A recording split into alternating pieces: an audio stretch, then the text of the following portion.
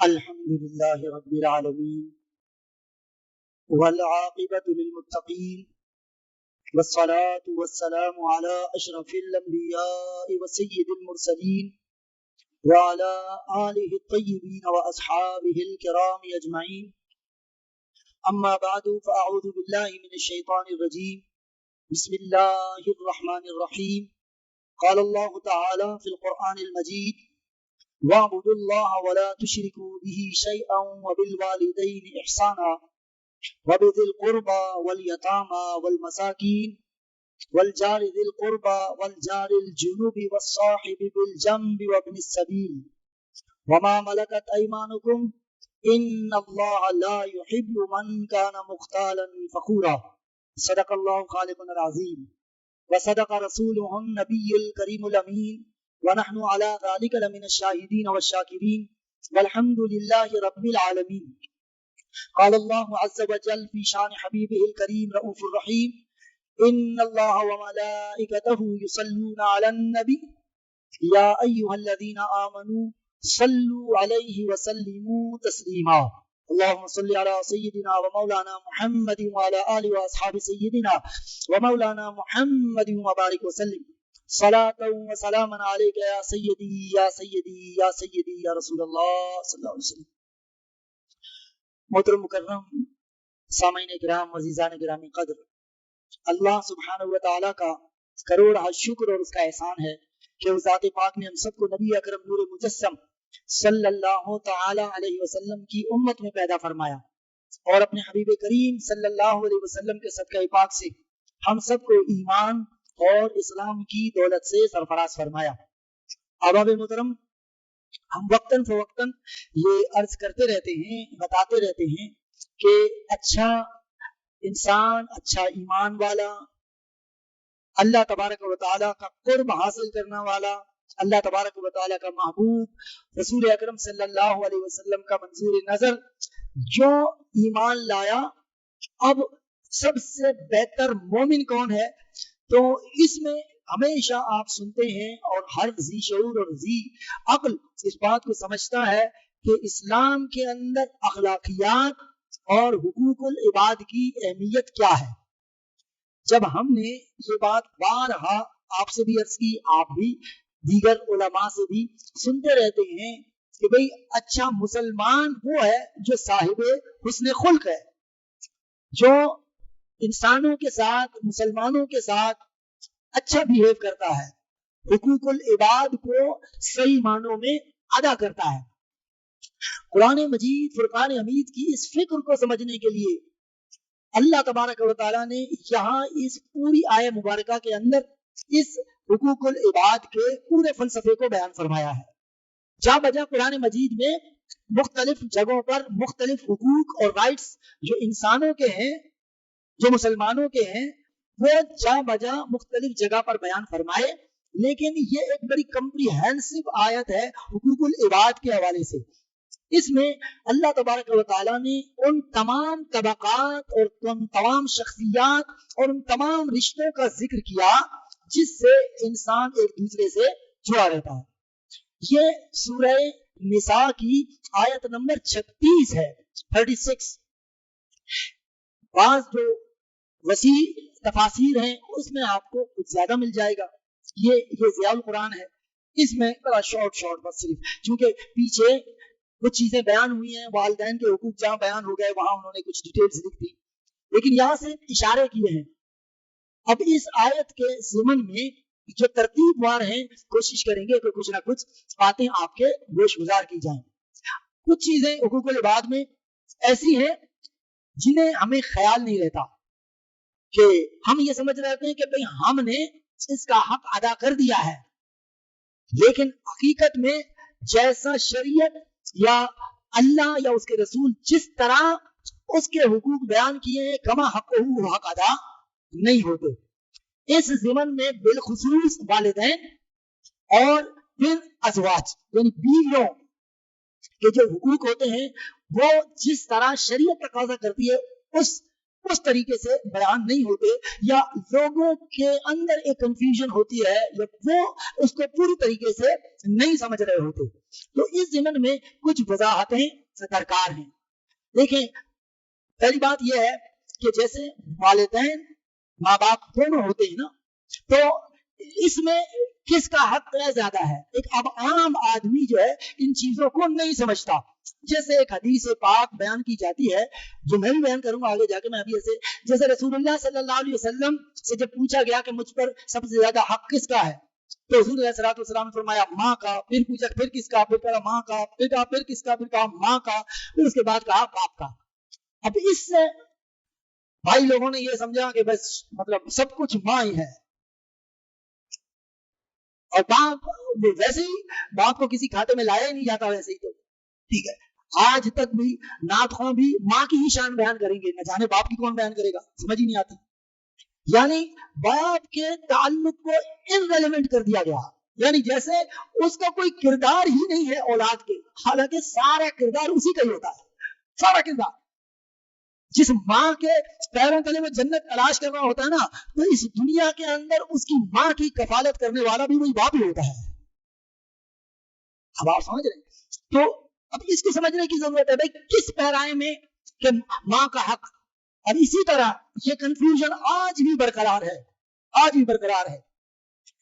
پڑھانے والے، تعلیم و تعلم کے شعبے سے وابستہ رکھنے والے، وہ بھی آج اس ترقی یافتہ دور میں وہ جو ہم بچپن سے سنتے چلے آئے، آپ نے بھی سنا ہوگا کہ جی قیامت کے دن جو ہے ماں کے نام سے پکارا جائے گا. حالانکہ یہ بات درست نہیں ہے. اب آپ دیکھ رہے ہیں، تو یہ کیا ہے؟ یہ دین سے دوری ہے. ظاہر ہے ہر آدمی پھر ان چیزوں کو نہیں سمجھتا، تو ان چیزوں کو تھوڑی سی وضاحت کے ساتھ سمجھنے کی ضرورت ہے کہ اگر ماں کے ذکر کو 3 مرتبہ بیان کیا تو اس سے مراد کیا ہے.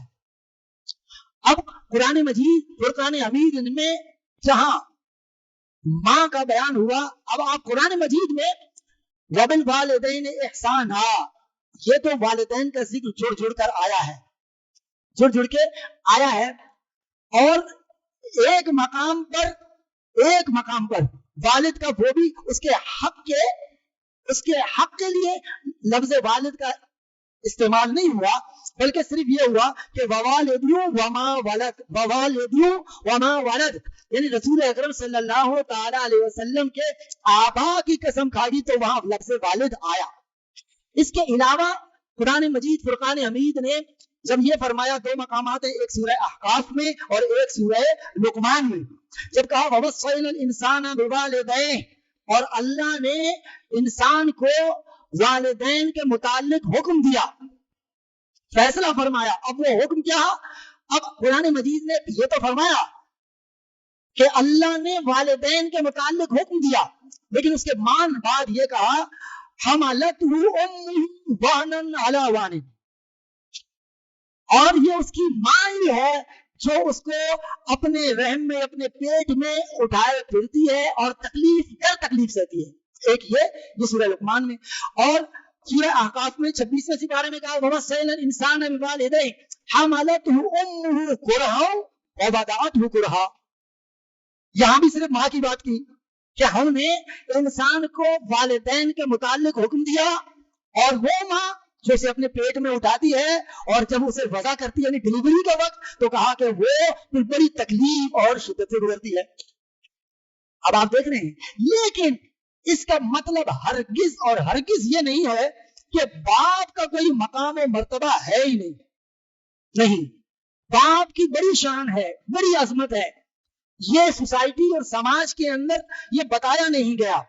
رسول اکرم صلی اللہ تعالی علیہ وسلم نے باپ کی بھی شانیں بیان فرمائی ہیں. خدمت میں مجھے یاد ہے غالباً 2021 کے یا 20 کے رمضان المبارک میں نے یہ عرض کیا تھا کہ ماں کا حق جو ہے نا، ماں کا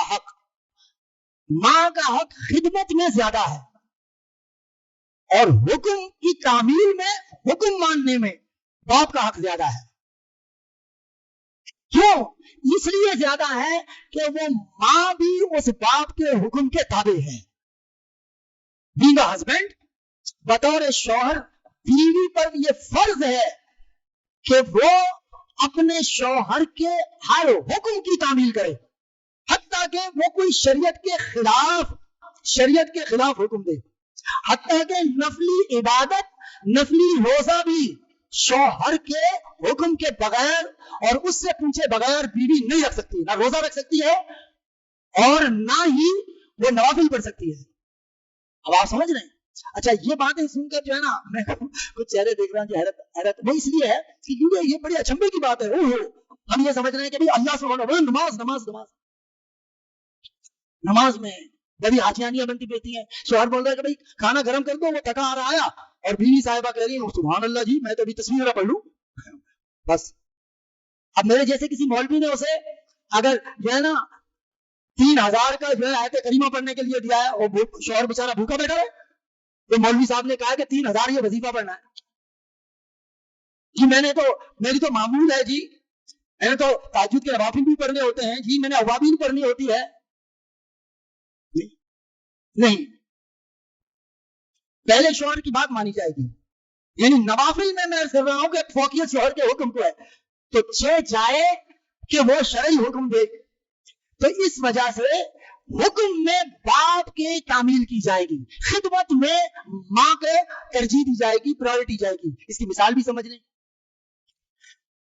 ماں اور باپ دونوں موجود ہیں یا دونوں باہر سے آئے، چلو باہر سے آئے، تھکے آ رہے آئے، ٹھیک ہے، باپ نے پہلے کہا کہ مجھے پانی پلانا، اور ماں نے بھی کہہ دیا اچھا مجھے بھی پلا دینا، حالانکہ ظاہراً کہنے کو تو ماں نے بعد میں کہا کہ ہمارے یہ بچپن والی کہانی نہیں، یہ بچے بیٹھے ہیں آج کل، یہ بچے بھی موبائل کے دور کے ہیں، انہیں تو یہ کھیل بھی نہیں آتے، چھوٹے چھوٹے ہم ہوتے تھے تو ہم کہتے ہیں اللہ سے بڑا کوئی نہیں، پہلے پیاس میری ہے۔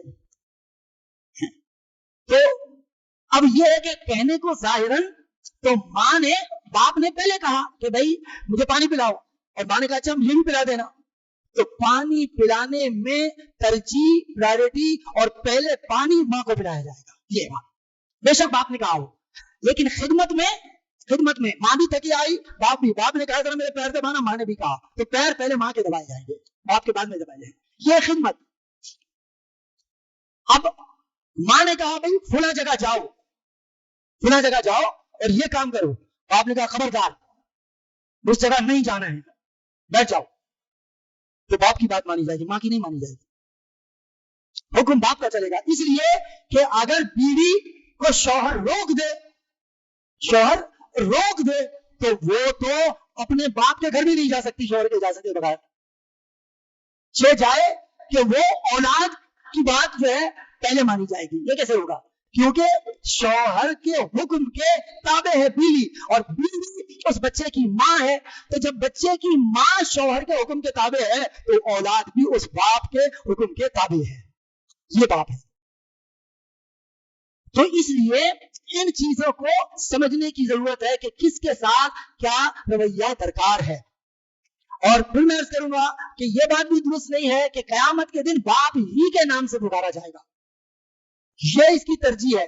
جس جنت کی ہم دعائی دیتے ہیں وہ جنت جس ماں کے قدموں تلے ہے، جس ماں کے قدموں تلے جنت ہے، اس جنت میں داخل ہونے کے لیے دروازے ہیں، اور سب سے بڑا دروازہ حضور علیہ الصلوۃ والسلام نے باپ کو قرار دیا۔ اس کا مطلب ہے باپ راضی ہوگا تو پھر ماں کے نیچے جو جنت موجود ہے باپ کی رضا کے بعد ہی وہ اس جنت میں داخل ہوگا، ورنہ بغیر دروازے کے کیسے جنت میں داخل ہوگا بھائی؟ اس لیے تو باپ کی اپنی ترجیح ہے۔ رسول اکرم صلی اللہ تعالی علیہ وسلم نے جب یہ فرمایا کہ تیری ماں کا تو اس کا مطلب یہ ہے کہ خدمت میں پہلے 3 مرتبہ حق ماں کا ہے، لیکن حکم کی تعمیل میں، اوبیڈینٹ میں، اور اس کی فرما برداری میں یہ جو ہے یہ باپ کا حکم مانا جائے گا، اور باپ کا مقام اور مرتبہ بڑا ہے۔ اللہ تبارک و تعالیٰ نے یہی جو سورہ لقمان کی آیت ہے، اللہ نے فرمایا وَوَصَّيْنَا الْإِنسَانَ بِوَالِدَيْهِ حَمَلَتْهُ أُمُّهُ وَهْنًا عَلَى وَهْنٍ وَفِصَالُهُ فِي عَامَيْنِ أَنِ اشْكُرْ لِي وَلِوَالِدَيْكَ۔ اللہ نے فرمایا کہ ہم نے حکم دیا انسان کو کہ وہ والدین کے ساتھ حسن سلوک کرے، اور وہ ماں جو اسے پیٹ میں اٹھاتی ہے اور تکلیف سہتی ہے، پھر وہ اس میں سے وہ پیدا ہو جاتا ہے، اسے وضع کرتی ہے، وہ اس سے چھوٹ جاتا ہے، وہ فسال ہو، پھر فی عامین، اور پھر 2 سال تک وہ اپنا خون جگر دودھ کی شکل میں پلاتی ہے. پھر اللہ نے فرمایا انشکر لی، پھر میرا شکر کرو. کیوں؟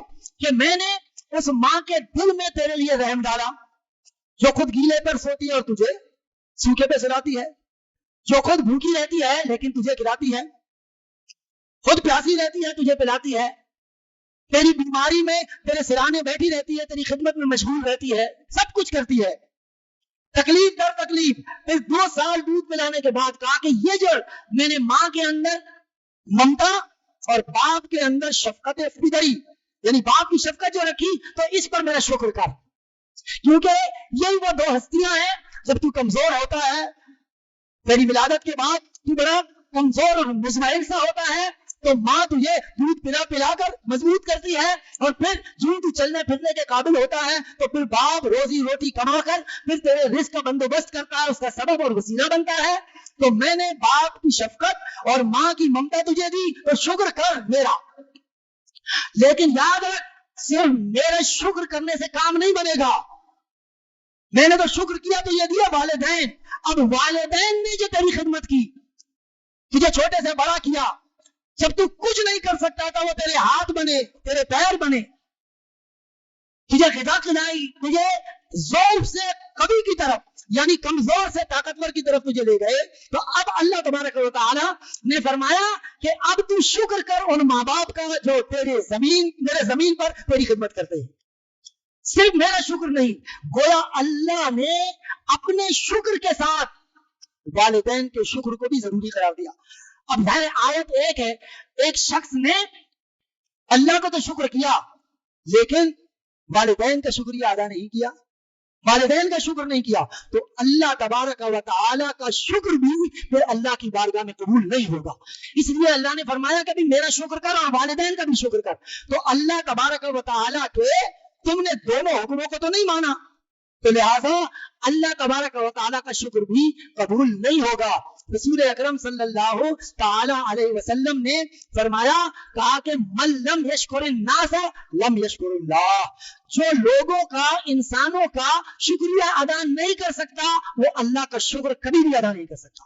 اس لیے کہ انسان ایک دوسرے پر احسان، بھلائی، اچھائی، اس کے کام اپنے استطاعت کے مطابق آتے ہیں نا، لیکن اللہ تبارک و تعالی تو قادر مطلق ہے، وہ تو سب کچھ دے رہا ہے، وہ منعم حقیقی ہے. تو جب تو اس انسان کا جو محدود قوت و طاقت رکھتا ہے، اختیار رکھتا ہے، جب تو اس کا شکر ادا نہیں کر رہا، تو کہا کہ اللہ کا شکر بھی کبھی بھی ادا نہیں کر سکتا. تو پہلے انسانوں کا شکر ادا کر. تو اس لیے اللہ تبارک و تعالیٰ نے یہ فرمایا. اچھا بھائی، حقوق تو اپنی جگہ. دیکھیے یہ جو والدین ہوتے ہیں نا، والدین، اچھا دیکھیے کہتے ہیں کہ جو ماں باپ جو اولاد کے ساتھ کرتے ہیں، اولاد کے حقوق ادا کرتے ہیں اور اولاد کے ساتھ بھلائی کرتے ہیں نا، تو کہا کہ اولاد اس کے کئی گنا بھی زیادہ بھلائی ماں باپ کے ساتھ کرے بھی، اگر کرے بھی، تب بھی وہ ماں باپ کی بھلائی تک نہیں پہنچ سکتا. پھر اس کے بارے میں صوفیہ یہ کہتے ہیں کہ اس لیے کہ جب ماں باپ اولاد کے ساتھ احسان کر رہے ہوتے ہیں، بھلائی کر رہے ہوتے ہیں، اس کے حقوق ادا کر رہے ہوتے ہیں، تو ماں باپ اس لیے یہ کچھ کر رہے ہوتے ہیں کہ ان کی اولاد بڑی ہو جائے، اس کو اچھی تعلیم ملے، اس کو اچھی پرورش ملے، اس کی زندگی لمبی ہو. یہ سب کچھ وہ اس لیے کرتا ہے کہ اولاد بڑے پھلے پھولے. اور اولاد جب خدمت کرنے پر آتی ہے بوڑھے ماں باپ کی بڑھاپے میں، تو اب وہ اس لیے خدمت کر رہا ہوتا ہے کہ اب اس کو پتا ہے کہ ابا اب گئے تو تب گئے، بڑے میاں ابھی بس جانے والے ہیں، تو وہ خدمت اس طور پر کر رہا ہوتا ہے کہ بس اب یہ جانے والا ہے. اور ماں باپ اولاد کے ساتھ اس لیے احسان کر رہے ہوتے ہیں کہ ابھی اس کو گبرو جوان بنانے والا ہے. یہ فرق. رسول اکرم صلی اللہ تعالی علیہ وسلم کے پاس ایک شخص آیا، دور سے آیا تھا، مدینہ طیبہ میں. اس نے کہا، مستدرک حاکم میں یہ حدیث موجود ہے، اس نے کہا کہ یا رسول اللہ صلی اللہ علیہ وسلم بڑی جدائی تھی آپ سے، بڑی مشکل سے، بڑا چاو تھا کہ آپ کا دیدار ملے، تو میں اللہ نے میری یہ تمنا، یہ خواہش، یہ چاہت، یہ آرزو تو پوری کر دی، میں آ گیا آپ کے قدموں میں، بس یا رسول اللہ اب اپنے قدموں سے مجھے جدا مت کیجیے گا، بس میں آپ کے پاس ہی رہنا چاہتا ہوں، آپ کی صحبت میں، آپ کی سنگت میں مجھے اپنا کر لیجیے۔ رسول اکرم صلی اللہ علیہ وسلم نے اس سے پوچھا، اچھا تم آ گئے ہو، تمہارے ماں باپ ہیں؟ کہا ہیں تو صحیح۔ کہا کہ زندہ ہیں؟ کہا ہاں حضور زندہ ہیں۔ کہا کہ جب تم وہاں سے چلے، تم نے یہ کہا کہ میں حضور کے پاس جا رہا ہوں اور وہیں رہوں گا، اب آؤں گا نہیں، تو یہ بتاؤ کہ تمہارے ماں باپ پھر خوش تھے یا رو رہے تھے؟ اس نے کہا نہیں یا رسول اللہ میرے ماں باپ ہیں تو میری جدائی کا غم تو پھر انہیں لگا، وہ رو رہے تھے، ہائے بیٹا کیوں جا رہا، ہائے بیٹا کیوں جا رہا، حالانکہ وہ حضور کی بارگاہ میں، حضور کی صحبت میں، حضور کی سنگت میں آنے کے لیے، اور ماں وہ خاتون بھی حضور علیہ الصلوۃ والسلام کے زمانے میں تھی نا، وہ باپ بھی، کہ جب اس شخص نے یہ کہا کہ نہیں وہ رو رہے تھے میری جدائی میں، میرے ہجر میں، میرے غم میں، چونکہ میں یہاں آ گیا، تو حضور علیہ الصلوۃ والسلام نے فرمایا ارجع الیہما، کہا لوٹ جا واپس جا اپنے ماں باپ کے پاس۔ جب یہاں آنے سے پہلے جس طرح وہ مسکرایا کرتے تھے نا، ہنسا کرتے تھے، تیرے ساتھ ہوتے تھے، تو جس طرح وہ پہلے ہنسا کرتے تھے، جا پلٹ جا ان ماں باپ کے پاس، جب تک ان کے لبوں پر وہی مسکراہٹ نہ آ جائے تو میرے پاس کبھی بھی مت آنا۔ میں قربان جاؤں حضور کی بھی عظمت کے جی، کہ حضور کیا احساس دلا رہے ہیں۔ میں عرض کرتا ہوں ناراض نہ ہو، دیکھیں کہ پیران اعظام یا کوئی بھی کسی کا اولاد کو ماں باپ سے نہیں مت جاؤ، نہیں یہی رہو، یہی ہوگا، ایسے ہوگا، ویسے ہوگا، حضور سے بہترین مربی تربیت کرنے والا کوئی نہیں ہو سکتا، لیکن حضور نے دیکھا کہ ماں باپ دکھی ہے تو حضور نے ماں باپ کے دکھ کو برداشت نہیں فرمایا، بلکہ اولاد کو کہا جا اور اپنے ماں باپ کو مسکرانے پر مجبور کر، جب وہ مسکرائیں گے تو ساری نعمتیں اور ساری جنتیں اللہ عطا فرما دے گا۔ حضور کی بارگاہ میں کوئی آتا، یا رسول اللہ جہاد کی اجازت دیں، حضور فرماتے ماں باپ زندہ ہیں؟ کہا ہاں زندہ ہیں، تو کہا چھوڑ جہاد کو، جا ماں باپ کی خدمت کر، ان کے کام آ، ان کے پاس بیٹھ، ان سے باتیں کر، ان کا دل خوش کر، جب تو یہ سب کچھ کر لے گا تو جہاد کی اجازت مانگنے آیا ہے۔ کہا کہ مجھے رب ذوالجلال کی عزت کی قسم، اللہ تبارک و تعالیٰ اتنا غنی و حمید ہے کہ وہ تجھے جہاد کا بھی ثواب دے گا، نوافل کا بھی ثواب دے گا، قائم اللیل اور صائم النہار، یعنی ہر روز روزہ رکھنے کا اور ہر رات تہجد ادا کرنے کا ثواب عطا فرما دے گا۔ اللہ یا رسول اللہ صلی اللہ علیہ وسلم، یہ ماں باپ اتنی بڑی ہستیاں ہیں۔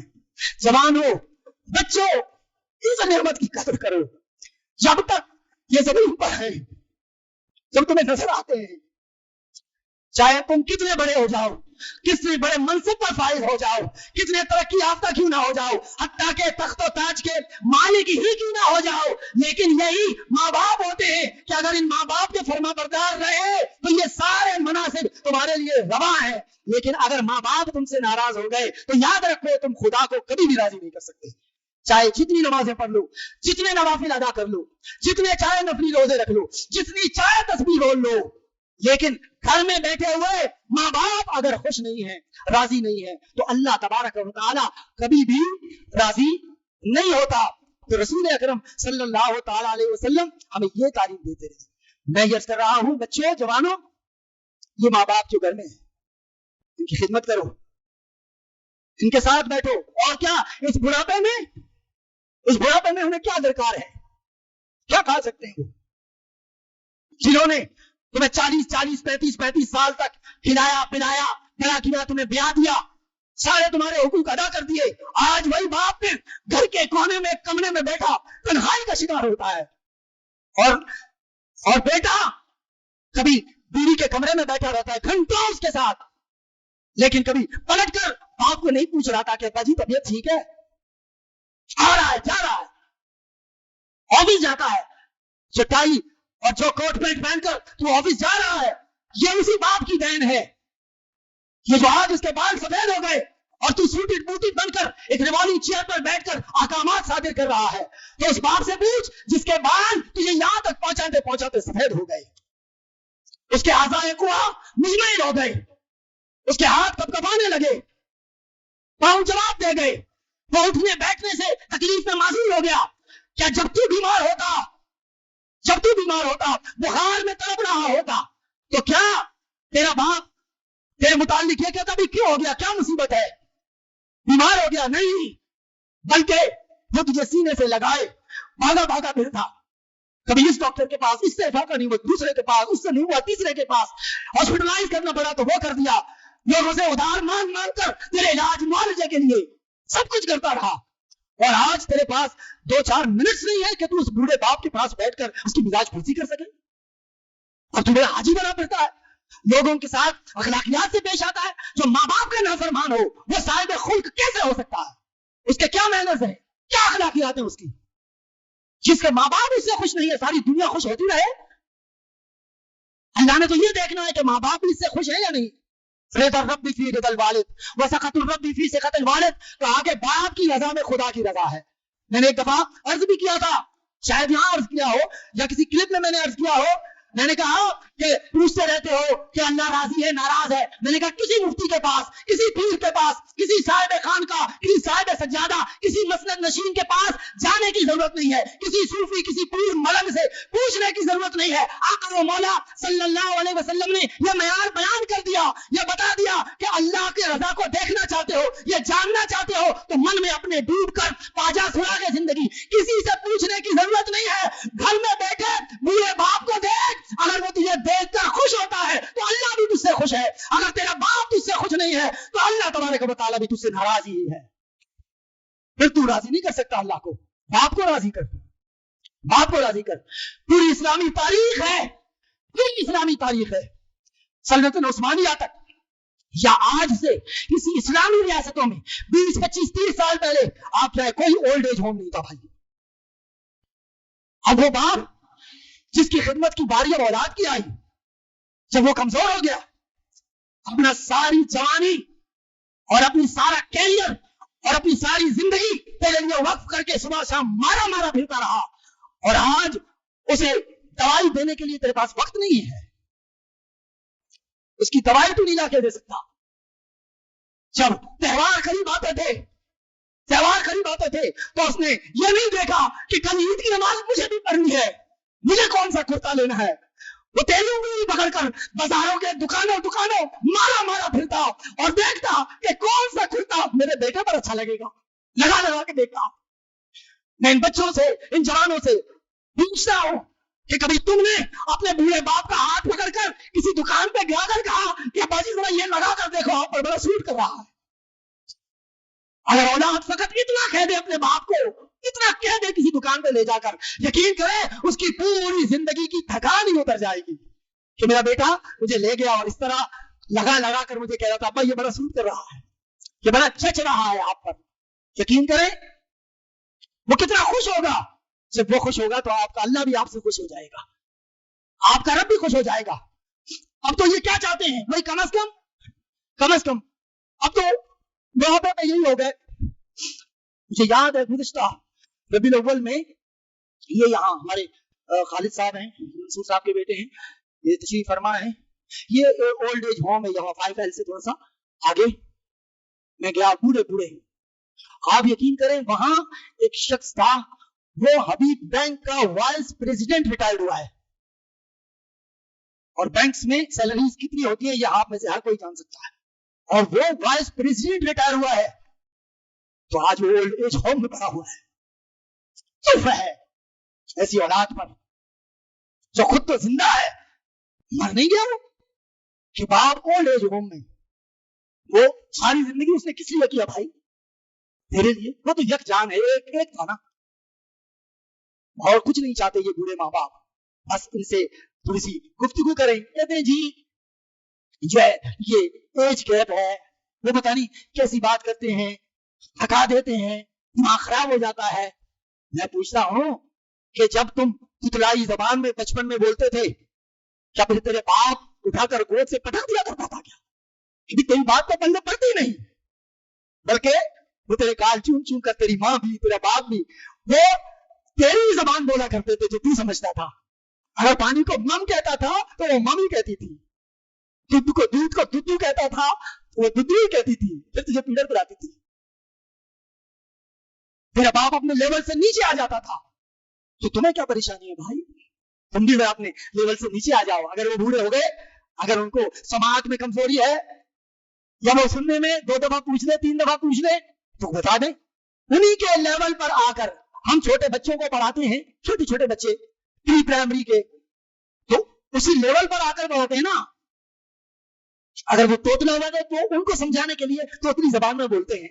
तो एक टीचर, एक उस्ताद इस तरह आ रहा है, तो औलाद अपने माँ बाप को, तो जी अगर माँ बाप, क्या ये माँ बाप उस औलाद को क्या कांधे पर नहीं उठाते, गोद में नहीं उठाते, उन्हें प्यार नहीं करते? ये तो सब कुछ करते हैं। और फिर रह गई बात कि जी मैं सूटेड बूटेड, मैं जरा सुबह 9 to 5 जॉब करके आता हूं, अगर मैं वो बूढ़े बाप को ऐसे पकड़ कर और चलाऊं, हाथ पकड़ूं, तो यार लोग देखेंगे, वो क्या समझेंगे? मेरी इज्जत में फर्क आएगा। ताजदार कायनात सल्लल्लाहु अलैहि वसल्लम से बढ़कर किसी के इज्जत वकार नहीं है। सारी इज्जतें, अजमतें हुजूर अकरम सल्लल्लाहु अलैहि वसल्लम के नालैन पर कुर्बान है। जिस जगह पर मेरे आका मौला सल्लल्लाहु अलैहि वसल्लम ने एक मरतबा अपने कदम रख दिए, सारी दुनिया की ताजवरियां, शहनशाहियां और सारी इज्जतें, सारी अजमतें हुजूर के उन नक्शे कदम पर कुर्बान है जहां हुजूर ने एक मरतबा पैर रख दिया।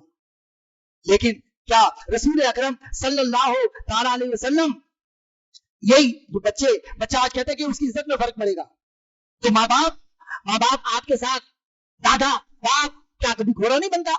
हाथ पैर नीचे रखे तुझे पीठ पे नहीं बिठाता? बाजार चीज दिलाने के लिए तुझे कांधों पर नहीं बिठाता, गोद में नहीं उठाता?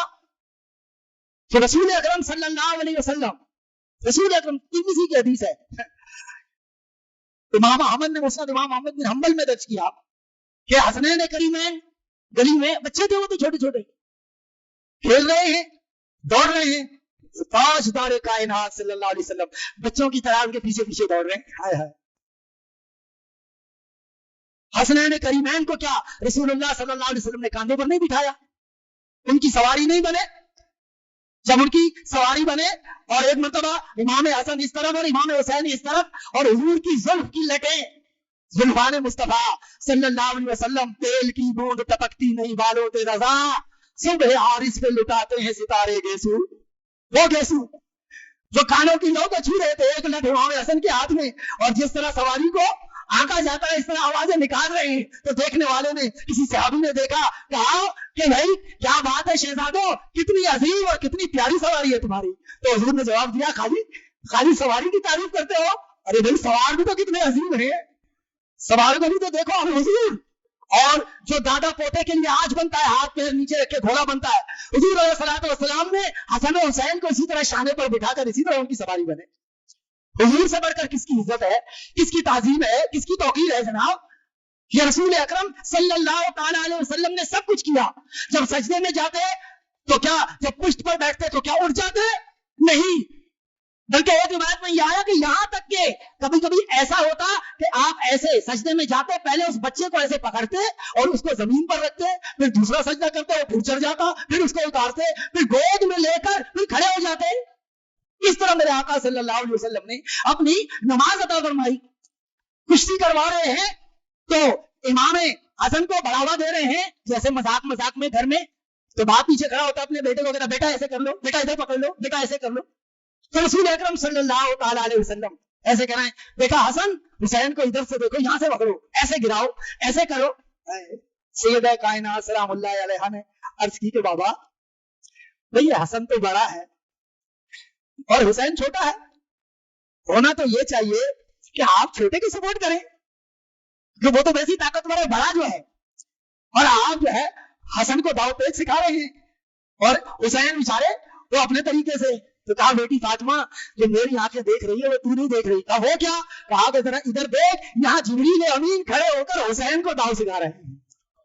और बच्चों, ये माँ बाप देखो इस हद तक رسول اللہ صلی اللہ علیہ وسلم کا لیول اور آپ کی عظمت و شان کیا ہے یہ بیان کا محتاج نہیں ہے، لیکن حضور علیہ الصلوۃ والسلام اپنے نمازوں کے لیول پر آ کر ان سے اسی طرح کی محبت اور عقیدت کا اظہار کرتے تھے۔ تو ہم کیا ہیں جی، باپ ریٹائر ہو جائے تو وہ گھر کے کونے میں ہوتا ہے یا مسجد میں بیٹھا ہوا ہوتا ہے بیچارہ، ورنہ دل میں گھر میں کہتا ہوں کہ کس کا دل نہیں لگتا جناب، گھر میں کس کا دل نہیں لگتا، کون نہیں چاہتا اپنے گھر میں، لیکن جب وہ گھر جاتا ہے تو اسے دکھ ہوتا ہے نا کہ اولاد پوچھ نہیں رہی۔ ہمارے ایک جاننے والے کہ باپ رو رہا تھا، کہتا باہر سے میں بیمار پڑا ہوں، مجھ سے عیادت کے لیے باہر سے آ رہے ہیں، اولاد دیکھ رہی ہے، لیکن میرا بیٹا مجھے پوچھتا نہیں ہے کہ ابو طبیعت کیسی ہے، ابا آپ کیسے ہیں۔ تو اس پر کیا گزرے گی وہ باپ، اس کو تو آپ نے زندہ درگور کر دیا۔ اور قرآن کہہ رہا ہے وَبِالْوَالِدَيْنِ احسانا، بھائی ماں باپ کے ساتھ حسن سلوک کرو، اور باپ کے ساتھ حسن سلوک کرو، باپ کے ساتھ بھلائی کرو۔ کیوں؟ اس لیے کہ وہ تمہارے لیے یہاں سب کچھ کرتا ہے، وہ باپ ہی کرتا ہے۔ حضرت ابو اسحاق رحمت اللہ تعالی علیہ بڑے محدث ہو گزرے، بڑے محدث ہو گزرے، تو وہ حدیث پڑھا رہے تھے، تو ان کے ایک شاگرد نے کہا حضور اگر اجازت ہو تو میں نے ایک خواب دیکھا ہے، بیان کروں؟ کہا کہ ہاں کیا بات ہے؟ کہا کہ میں نے خواب میں یہ دیکھا کہ آپ مسند درس پر بیٹھے ہیں اور آپ ہمیں درس دے رہے ہیں، اور آپ کی پوری داڑھی مبارک پر موتی ہی موتی لگے ہوئے ہیں، موتیاں لگ رہی ہیں، موتیاں اتنے قیمتی لال موتی لگے ہوئے۔ تو دوسرے شاگرد نے کہا استاد صاحب یہ خواب تو میں نے بھی دیکھا۔ تیسرے نے کہا کہ یہ خواب تو میں نے بھی دیکھا۔ حضرت خواجہ ابو اسحاق رحمت اللہ تعالی علیہ کہنے کے اصل میں بات یہ ہے، رات میں گھر گیا تو والد صاحب بڑے تھکے ہوئے تھے، دیکھو وہ محدث سے حدیث پڑھانے والے، کہا میں والد صاحب تھکے ہوئے تھے، سفر سے آئے تھے، تو میں بیٹھ کے والد صاحب کے پاؤں دبانے لگا، تو چونکہ میں بھی درس و تدریس سے متعلق ہوں تو مجھے بھی تھوڑے سے اونگ آتی تھی، جھونکے آتے تھے، تو میں ایسے پیر چونکہ دبا رہا ہوتا تھا تو میری داڑھی میرے باپ کے قدموں کو چھو جایا کرتی تھی۔ تو کہا کہ اللہ تبارک و تعالیٰ نے تمہیں دکھا کر یہ بتایا کہ باپ کا مقام و مرتبہ کیا ہوتا ہے، ماں کے قدموں میں یقیناً جنت ہوتی ہے، لیکن اگر باپ کے بھی قدم دباؤ گے تو اللہ تبارک و تعالیٰ دنیا اور اخروی نعمتیں بھی عطا فرما دے گا۔ اس لیے اس قدر و قیمت کو سمجھیں، والدین کو وقت دیں، ان کے ساتھ بیٹھیں، ان کے ساتھ بات کریں، گفتگو کریں، اور وہ کچھ نہیں چاہتے، بس ان کی خیر خیریت معلوم کریں، صبح شام آتے جاتے جب گھر میں داخل ہوں ان کو سلام کریں، ان کی دستبوسی کریں۔ یقین کریں اگر آپ نے یہ کچھ کیا تو آپ کے رزق کے دروازے اللہ تبارک و تعالیٰ خود بخود کھول دے گا۔ یہ آیت نمبر 36 کا ضرور مطالعہ کریں، سورہ نساء کی۔ اللہ تبارک و تعالیٰ ہمیں حقوق العباد اور بالخصوص حقوق والدین ادا کرنے کی توفیق عطا فرمائے۔ وآخر دعوانا الحمدللہ رب العالمین۔